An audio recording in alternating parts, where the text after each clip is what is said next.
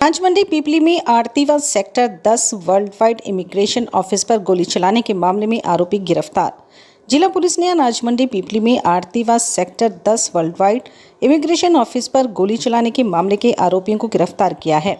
Kurukshetra police अधीक्षक वरुण सिंगला ने पत्रकार वार्ता कर जानकारी देते हुए कहा कि अपराध अन्वेषण शाखा 2 की टीम ने अनाज मंडी पीपली में आड़ती व sector 10 world wide immigration office पर गोली चलाने के मामले के आरोपी संदीप वासी नारनौल जिला हिसार, संदीप वासी मचगर जिला फरीदाबाद व ऋतिक वासी लोहड़ जिला भिवानी को गिरफ्तार करने में सफलता हासिल की है। एसपी ने बताया कि 23 अक्टूबर 2024 को इमिग्रेशन ऑफिस सेक्टर 10 कुरुक्षेत्र से 1 करोड़ रुपए की फिरौती की मांग की गई थी और इसी इमिग्रेशन सेंटर पर गोलियां चलाने की वारदात को अंजाम देने के बाद मौके से फरार हो गया। वहीं दिनांक 28 अक्टूबर 2024 को पीपली के एक आड़ती की दुकान पर 2 लड़कों के द्वारा फायरिंग की गई थी। उसी व्यक्ति द्वारा 1 करोड़ रुपए की फिरौती की मांग की गई थी।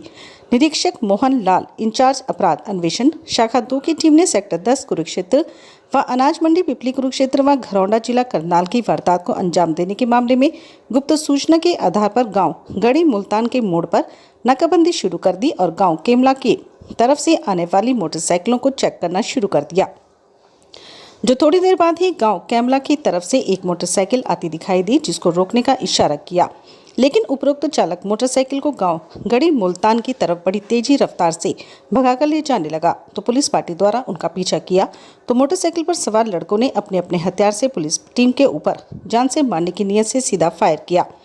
पुलिस पार्टी की जवाबी कार्रवाई में 2 मुख्य शार्प शूटर संदीप वासी नारनौल व संदीप वासी मचगर जिला फरीदाबाद की टांग पर एक गोली लगी और मोटरसाइकिल पर सवार तीनों आरोपियों को काबू किया। घायल आरोपियों को प्राथमिक उपचार के लिए अस्पताल करनाल में दाखिल करवाया गया। लेकर आज प्रेस वार्ता रखी गई। जी बिल्कुल, ये 23 अक्टूबर को कुरुक्षेत्र में इमिग्रेशन सेंटर पर एक फायरिंग की घटना को अंजाम दिया गया था। उसके बाद 28 अक्टूबर को भी एक अनाज मंडी में एक प्रयास किया गया था फायरिंग का, हालांकि फायरिंग नहीं हो पाई थी वेपन जैम होने की वजह से। इन दोनों ही घटनाओं पे तुरंत पुलिस द्वारा मुकदमे दर्ज किए गए थे, जिसमें प्रथम जो वारदात थी उसमें मुकदमा नंबर 255 था, जो कि थाना शहर थानेसर में दर्ज हुआ था, और जो दूसरी वारदात थी उसमें 592 नंबर मुकदमा है, जो कि सदर थानेसर में दर्ज किया गया था। जो इन दोनों ही वारदातों पर कड़ी कार्रवाई करते हुए हमारी CIA 2 की जो टीम है उसने कड़ी मेहनत और लगन से काम करते हुए अब तक इससे आज की कल की घटना से पहले 5 अपराधियों की धरपकड़ की थी, जिन्होंने इस पूरी घटना में बाइक, हथियार या पैसा ट्रांसफ़र करने की जो है हेल्प की थी अपराधियों की। जो मुख्य अपराधी थे वो पुलिस की गिरफ्त से बाहर थे, जो कल हमें एक बड़ी सफलता मिली है, जिसमें घरौंडा पुलिस थाने के क्षेत्र में कल रात हमारी अपराधियों के साथ जो है एक मुठभेड़ हुई। उस मुठभेड़ में 2 आरोपियों को जो है गोलियां लगी हैं और एक अपराधी को कुछ चोट लगी है।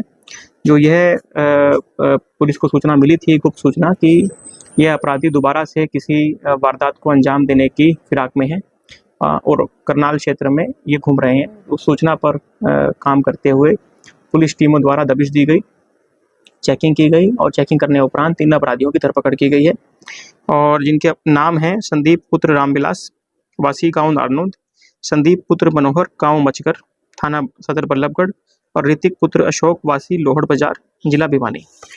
जो तीनों आरोपी अभी अस्पताल में एडमिट हैं और उसके उपरांत उनके खिलाफ कार्रवाई की जाएगी। इस पूरी वारदात को अंजाम देने वाले कुल 8 आरोपियों की अब तक पुलिस धरपकड़ कर चुकी है और अन्य भी इसमें जो भी संलिप्त हैं उसकी जल्द ही गिरफ्तारियां की जाएंगी। जो भी इसमें चाहे छोटे से छोटे रोल में जो इसमें इन्वॉल्व हैं उन सभी की धरपकड़ की जाएगी। पूरे नेटवर्क का पुलिस द्वारा इसमें खुलासा किया गया है और इस तरह की घटना आगे अंजाम ना हो, इसके लिए ये अपराधियों को कड़ी चेतावनी दी गई है। सर, मेरी इन लोगों ने पहले भी कोई वारदात?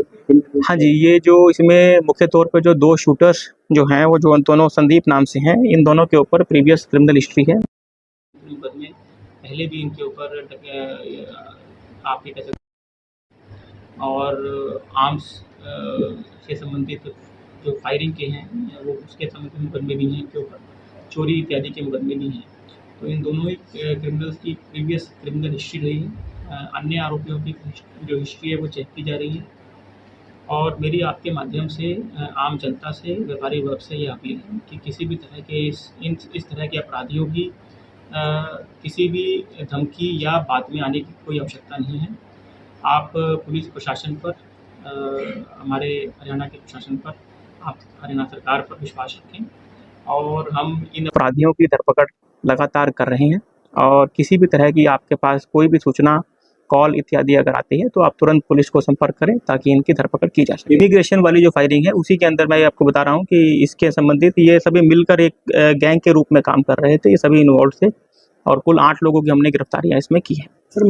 देखिए, ये जो प्रथम दृष्टया जो जांच में आया है, यह इनकी फिरौती को लेकर मांग के लिए, डराने के लिए इन्होंने ये जो है फायरिंग की थी। लेकिन ये इसमें असफल हुए और सभी की गिरफ्तारी हुई है। और जो इसमें क्रिमिनल और वांछित हैं उसकी भी धरपकड़ के लिए हम प्रयासरत हैं। सर देखिए, मैं आपके माध्यम से ये चेतावनी देना चाहता हूं कि आप कुरुक्षेत्र में इस प्रकार की घटना को अंजाम देने में बिल्कुल भी सफल नहीं होंगे, क्योंकि हम अब चप्पे चप्पे पर चेकिंग कर रहे हैं, जिसमें हम सिविल पार्चात में भी और पुलिस की वर्दी में भी दोनों तरह से अलग अलग जगहों पर नाकाबंदी करके चेकिंग की जा रही है। कोई भी नकाबपोश या अन्य जो युवक जो बाइक्स के ऊपर खास तौर पे ट्रैवल करते हैं उनकी विशेष रूप से चेकिंग की जा रही है। चप्पे चप्पे पे चेकिंग है और मेरी ये कड़ी चेतावनी है अपराधियों को कि आप जो है इस अपराध को छोड़ दें, वरना आपके खिलाफ कड़ी कार्रवाई की जाएगी।